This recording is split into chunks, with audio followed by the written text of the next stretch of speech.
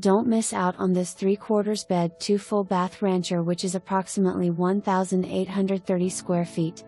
There is an enclosed front porch which leads into the living room and dining room. There are 3 very nice sized bedrooms and 2 full baths. There is a den/office which could technically be a 4th bedroom, you would have to install a closet though. 14/8 by 12 feet 1 inch. There is also a large family room off of the kitchen. Hardwood floors are in the LR, DR and family room. The bedrooms have carpeting and may have hardwood underneath. The outside features include a 2-car attached garage, entrances from the interior or located off the alley of the house. You can't put a car in the garage based on the configuration, but this is very convenient for storage. The vacant lot next to the home is also included in the price. A potential buyer will be responsible to transfer the solar lease, which has 10.5 years remaining on the lease.